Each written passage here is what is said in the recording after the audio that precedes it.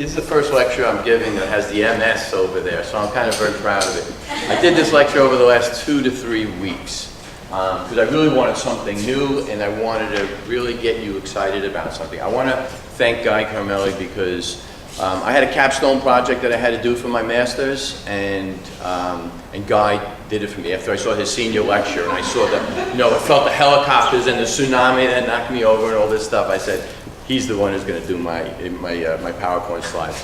So when I gave my capstone, everybody was very impressed. It was a great presentation, but they've known me now for 22 months, so they said, you didn't do that.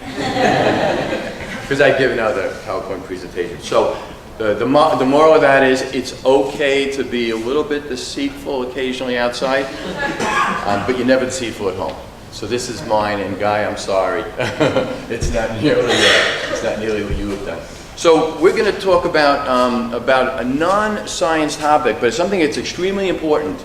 You really have to know about it, and this is something I've been following since I was a resident, and Joel Gernsheimer was my mentor up at Lincoln Hospital, in that, doctors are going to be cut out of the loops for health care, and politicians don't listen to doctors, and you know what's best for your patients. So you really have to really advocate for this. So I'm going to first talk about national health care and countries that have health care for everyone. And then we're going to talk a little bit about the history of Medicare and Medicaid. I won't bore you that much, but it's important to know because a lot of our patients have Medicaid. We're going to talk a brief history about the push for national health care. It's been going on in this country since Medicaid and Medicare came into effect. That was an attempt to get more people health coverage, but it's even in the Clinton administration and with Barack Obama and the Affordable Care Act, it also came into play. We're going to talk a little bit about the Affordable Care Act, and then we're going to end with the American Health Care Act. American Health Care Act is going to be very short because that's changing. You all know that that's got to get pushed through the Senate now, was pushed through Congress, and the way it starts and the way it ends are going to be two completely different beasts. So Germany was the first nation I looked at my dear friend Dr. Reinhard Otto von Bismarck, sickness insurance. This is back in 1883. So the entire country had health care insurance. It was obviously very primitive, but they were the first ones to start it. Great Britain then came in with the National Insurance Act of 1911, and then the National Health Service of 1948, which is much more like what they have now. These are the countries in the world that have insurance for all their citizens. Okay, so it really is, it's very interesting when you look at it, and in part of my master's program we had to do this and look at this and make a decision and write a huge essay on whether we thought national health insurance would help our country or whether it would burden our country. The history of Medicare and Medicaid, Lyndon B. Johnson signed that bill in July 30th of 1965, and that created Medicare and Medicaid. Medicare, it's for 65 years old and older, regardless of income, medical history, anything like that. You become 65 and you have Medicare, and that's good. But Medicare wasn't developed to be a primary health insurance. It really was developed to be a supplemental health insurance. It was expanded in 1972 to cover permanent disabilities. Anybody know the big one? End-stage renal disease. So every one of your dialysis patients has Medicare, and that's a good thing, right? Another one is like amyotrophic lateral sclerosis, chronic, eventually terminal kinds of illnesses. You qualify for Medicare regardless of how old you are. Part A deals with inpatient, skilled nursing facilities, some home health services, and hospice care. So Part A of Medicare pays for these things. Part B is physicians, outpatient services, and preventive services. Part C allows for enrollment in health maintenance organizations and preferred provider organizations. So there are people with traditional Medicare, and then there's managed Medicare, and that's sort of what that is. And what they do is they thought that the government then gives the HMO or the PPO, the monies for the patient, and then they can say, okay, this is what you need to do, this is what you need to do, because a lot of people don't manage themselves, especially older people don't manage themselves well. So the thought was they'll do it so that the organization will manage them with the federal dollars. Part D is voluntary, and it's a monthly premium, and it covers medications. So it's fairly expensive. They have to pay for it. So the people, it's not just something that you're entitled to. You have to opt into a Part D. And there are fairly high deductibles. Again, this is supposed to be a supplement. This is not supposed to be something that you only have, because it is really fairly inadequate. It's no long-term services, which we need. Our elders need that. It doesn't cover dental, it doesn't cover eyeglasses, and it doesn't cover hearing aids, right? So people who are 65 and older, these are essential for them. So they a lot of times have to pay out of pocket. And if they choose not to do Part D, then they're paying for their medications, and the vast majority of people are on several medications, so it could be very, very expensive. Medicaid, this is not the same in every state, and this is the one point I want you to hear about this. So Medicaid in New York State is different than Medicaid in Alabama. Medicaid in Texas is different than Medicaid in Oklahoma. These are federal dollars that go to the state. And then there are mandatory things that Medicaid patients have to receive in that state.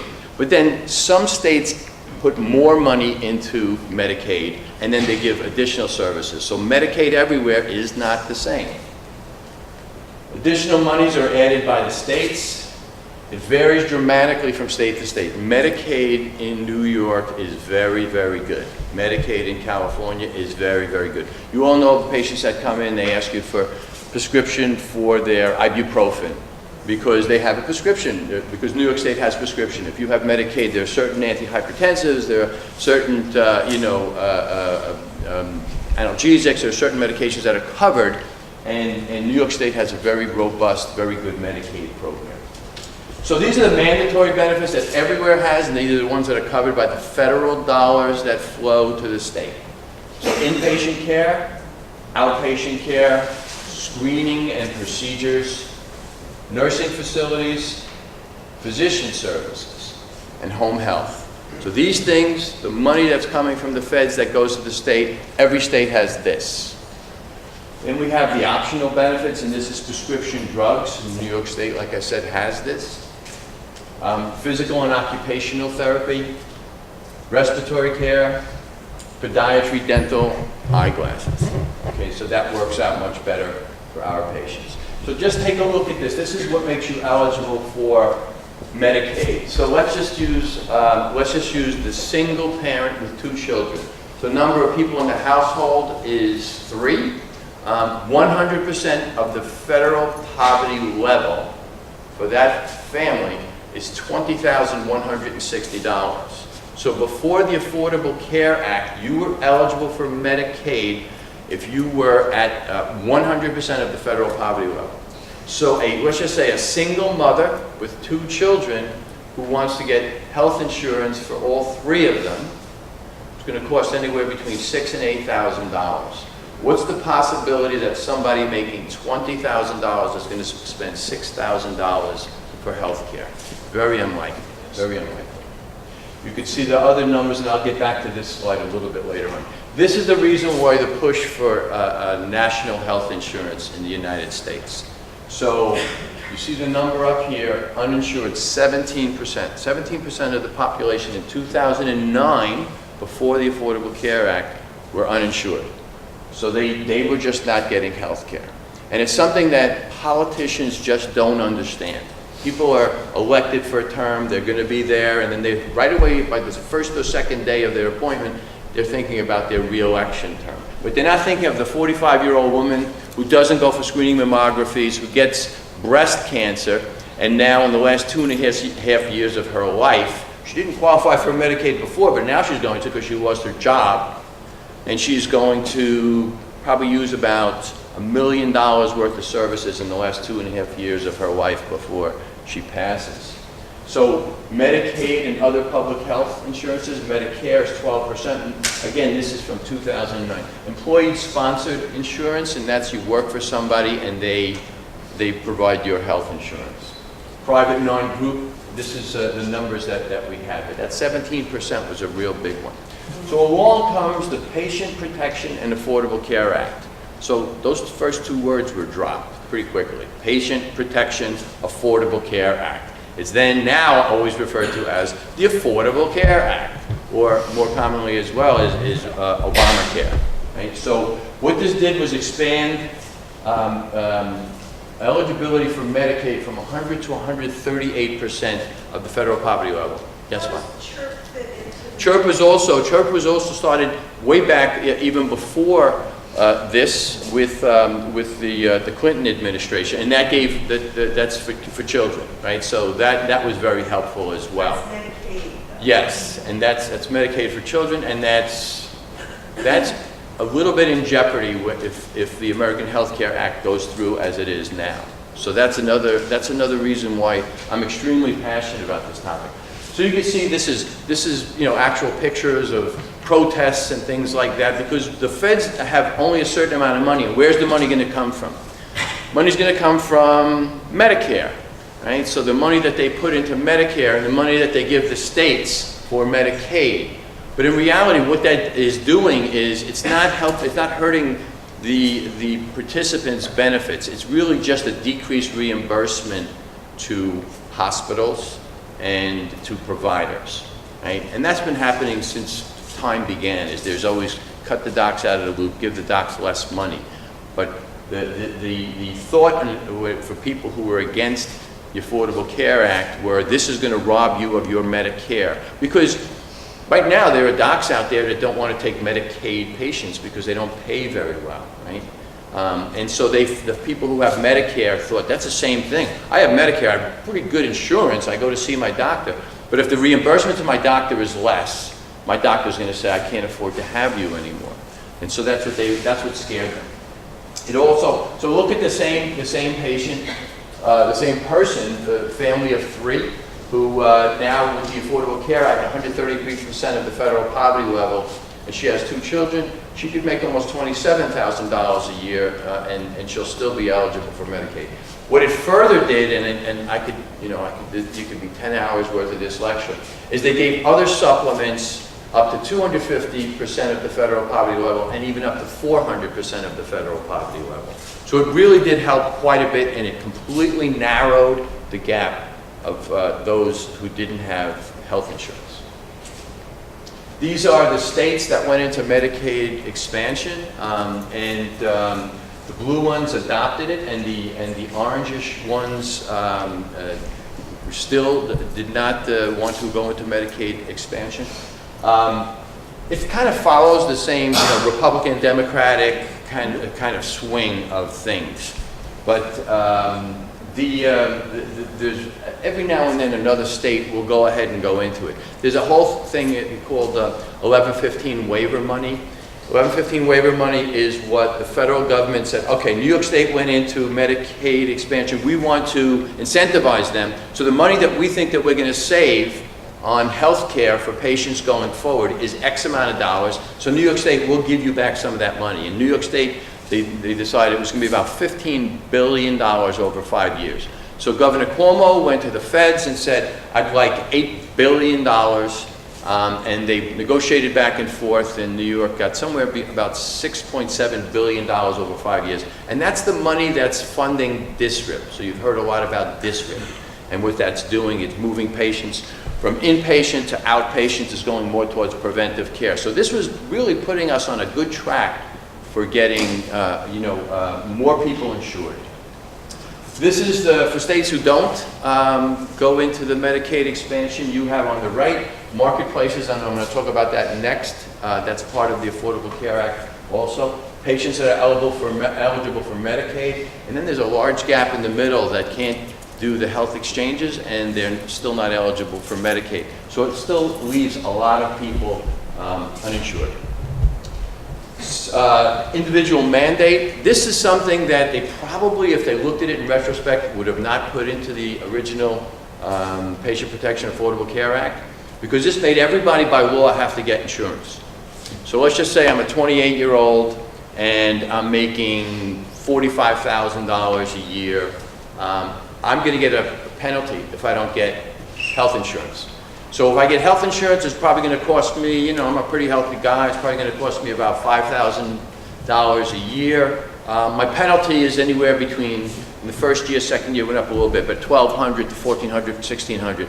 If they track me down, I'd rather pay the penalty than get the insurance, which is much, much more expensive. I jog, I eat occasional cheeseburgers, but I don't have any bad habits, and I'm pretty healthy, and I really feel good about myself, so I'm not going to get insurance. That turned a lot of people off, turned a lot of millennials off to the Affordable Care Act for this penalty kind of a thing. Healthcare exchanges, this was, and it still exists and it's still out there. So healthcare exchanges, essentially, the federal government set up exchanges and the states set up exchanges. All the states did a better job than the federal government. So let's just talk about the states' healthcare exchanges. So you were a single mother with 2 children. You didn't qualify for Medicaid because you made $35,000 a year. So you went online and you looked up on the New York Care, all the programs. And there were about 1,000, maybe 1,200 programs in New York City. You could go, New York State, you could go to great program. I pay a lot of money every month. I have a very low deductible. Everybody know the difference between a deductible and a copay? A deductible is how much money you're going to pay out of pocket until you hit the limit, and then your insurance kicks in. So it could be $2,000. So you're going to pay $2,000 starting January 1st, maybe in all your tests you go to, your private doctor, and now you're going to spend that money in August, and now your insurance kicks in. You get admitted to the hospital, and after one day, you've hit your deductible. Your copay is every time you go see your doctor says $20 copay. So depending on the health exchanges, how much you wanted to pay for copay, how much you wanted to pay for a deductible, you could pick and choose what you want. Did you need dental care? Did you want eyeglass care? My child has crooked teeth, and so he's going to need an orthodontist. I need that, so I'm going to look for plans that sort of cover that. Yes? Co-insurance, is it different than copay? Yeah, so co-insurance, they talk about insurance savings accounts, and that's in the American Health Care Act, and I'll get into that in just a little bit. So a lot of people have, you hear the duck on TV all the time, AFLAC, for things that aren't covered. But that really is, that's supplemental, and that covers things, and those companies made a lot of money gearing their plans towards what was not being taken. And in fact, a lot of insurance companies pulled out of the exchange. Some people just said, all right, I'm a single parent of 2 children, we're kind of healthy, we're not going to do much, I can afford to pay a little bit of a deductible every time a little bit of a copay every time I go see our pediatrician, but I'm just going to get a plan that has catastrophic coverage. So God forbid somebody gets cancer, somebody gets really sick, the plan kicks in then. It's very bad for primary care, very bad for preventive, very bad for things like that, but then it's great if I get admitted to the hospital and I'm in the ICU and I have a $140,000 hospital stay. So health exchanges are still out there, and even if the American Health Care Act comes into play, it's going to be around for a while. It just took several years for this to happen. You see, it started in 2010. It was signed by Barack Obama. Really, most of the implementation started at the end of 2013 and January 1st of 2014. And there are still things. I'm a beneficiary of this because I have 3 kids that live with me, and one of the things was they were covered under my health insurance until 26 years of age. And I have a 28-year-old, a 25-year-old, and a 22-year-old. So my younger 2 are still covered with me. So this is sort of just a snapshot of some of the plans, and you can see the platinum plan, so all the health insurance, Aetna, everybody, Blue Cross Blue Shield, they had to say what their plan was, and they put it into one of these 4 categories. Platinum plans, plan to use a lot of medical care services. It's a big time monthly cost, and when you get care, it's very little deductible, very little copay. All the way down to the bronze plans, which essentially the monthly cost was, very, very low, when you get your care, you're going to pay quite a bit. If a $70 doctor visit, you might pay a copay of $50. So these are just what people had to choose from. I have a single sister with 2 children, and we sat down for hours in front of the computer trying to pick a plan that she could afford, and that would take care of her and take care of her kids. And it really was very arduous. Now, New York State, again, different than a lot of the other states, set up really good like question and answer information kinds of stuff. So Is there anybody, I'm just curious, is there anybody that has family members or knows somebody who's in the healthcare exchange? Did it? Yeah. I spent 6 hours on a train with my brother. Okay. He's a PhD and MD, and so that entire time trying to plan and had a primary care physician in his city covered by the plan. Right. Appropriate for him. So obviously a lot of the physicians, my sister, the plan that she picked, her GYN doctor, after about 3 or 4 months after her having the plan, decided he's not going to take it anymore, so she had to find another GYN doctor. And the pediatrician that was taking care of her kids, probably about 8 months afterwards, said, no, I'm backing out of this.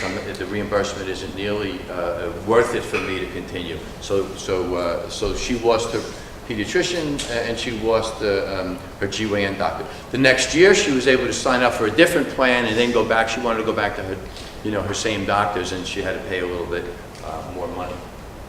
So this is just an idea of what was thought about way through 2022 about people without insurance and how the Affordable Care Act sort of changed that. So you had more people are getting Medicaid. Some people that can't, that aren't in a business that's going to give them insurance are able to get insurance through the healthcare exchange. So we went from about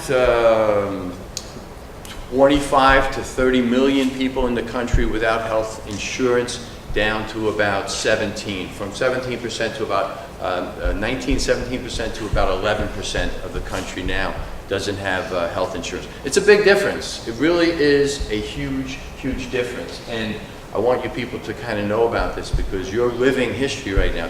10 years from now, this stuff is going to be written in healthcare policy books, and you really should know about it.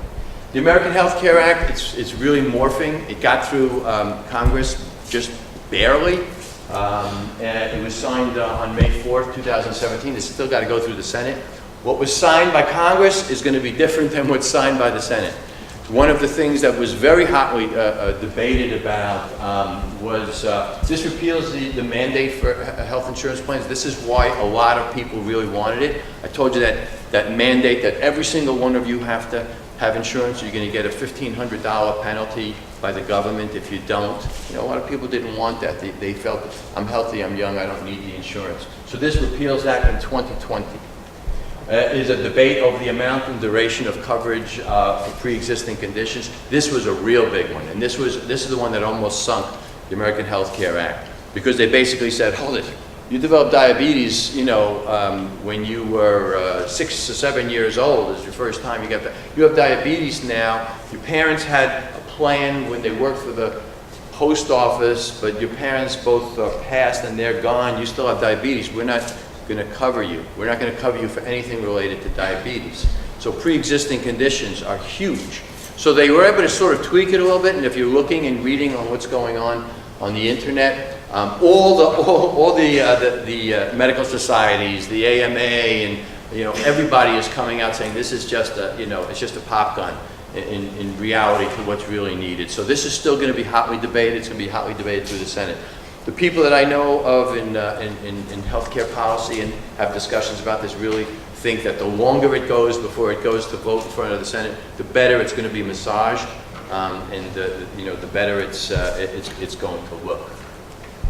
It repeals funding for prevention and public health funds at the end of 2018. So our detox centers, federally funded drug abuse, halfway homes, all of that funding gets taken away the way it is right now. It encourages the use of health savings account, and this might be what we were talking a little bit about before. Health savings account is essentially like a retirement plan.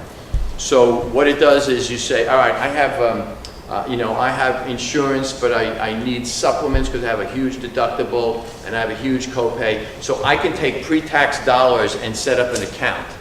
And then if I need that money, I could use it. So I could take money every week or every month out of my paycheck, whatever the case may be, and develop a savings account. You can't use it for anything else but health care.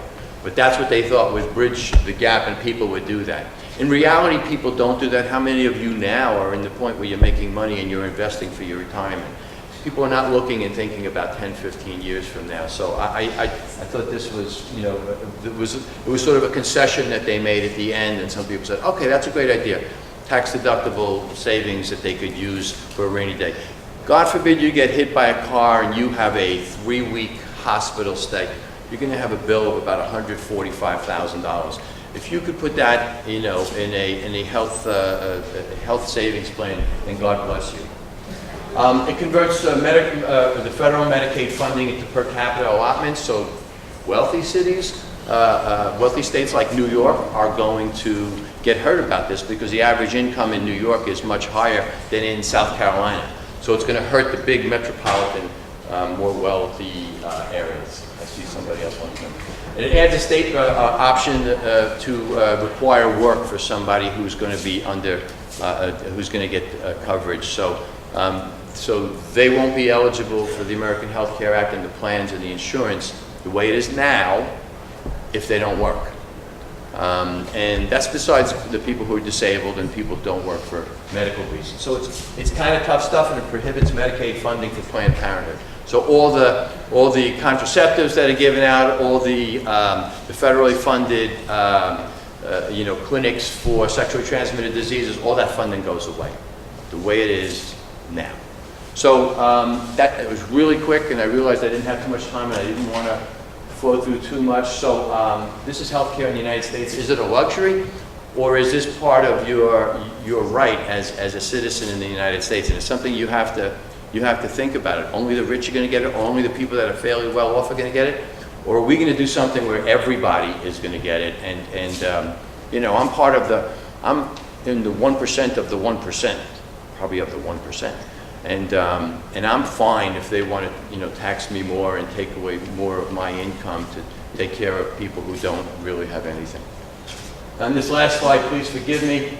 It's your world. Take control of it. I finished this lecture on Memorial Day, and I always get a little sentimental thinking about my dad, and so I put the slide of the flag in. But really, I want you all to go out, and I want you all to think about what you're doing.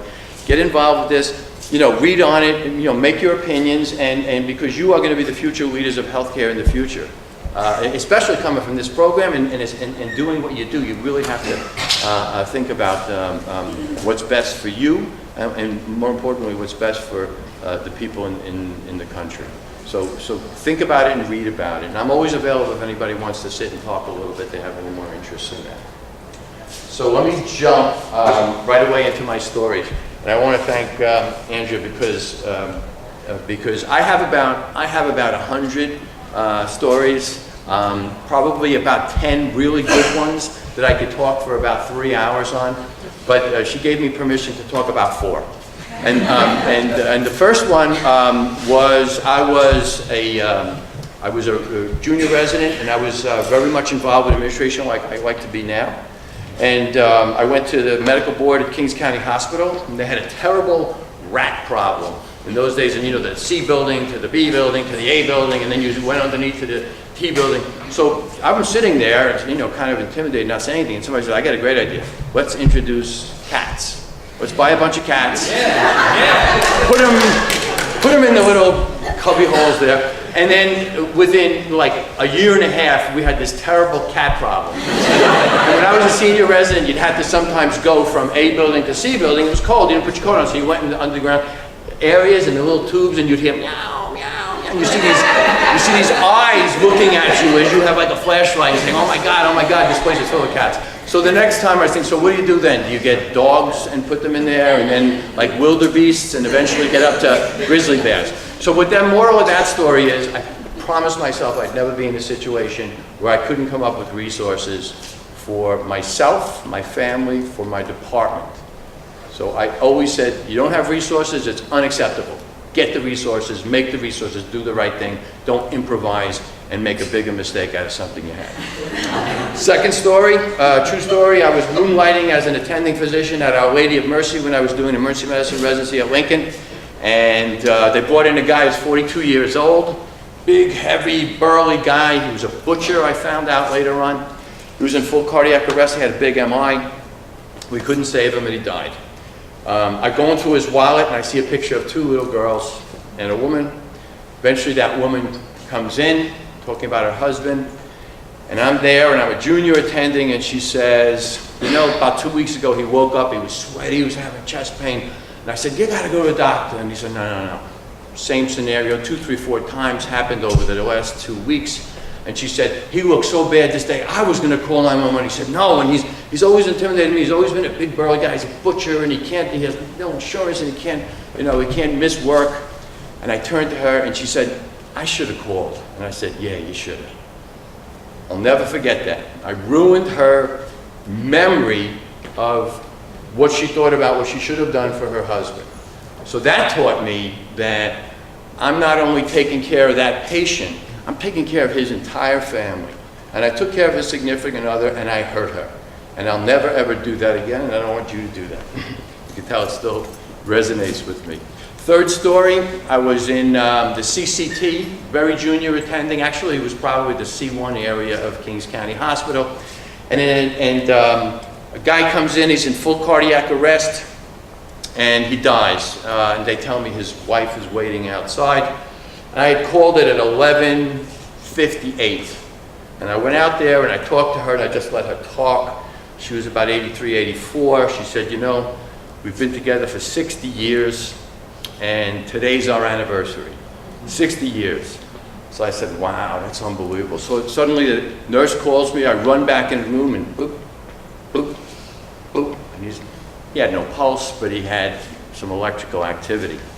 So I told the nurse, he's not dying at 11:58, he's dying now at 12:04. And that's the date we're gonna make it. I went back out there and she said, I knew it. I knew he couldn't die on our anniversary. So that teaches me that there's some special force out there that changes things and does things, and it's not just all science. It's a person's will, and who knows if there's a spirit and that person understands things. And I've taken care of so many people who have come to the end of the line, and they're going to die, and whatever the case may be, they're brain dead, they're so traumatic, and metastatic cancer. I always tell the family to come in, bend over, whisper something in that person's ears, because they could hear you, and they can understand that. So that's what that taught me. The last story is related to this. What is this? And Dr. Wills can't answer, because as soon as I came in, he said, oh! So he knew about this. This is a shillelagh. It's an Irish walking stick, okay?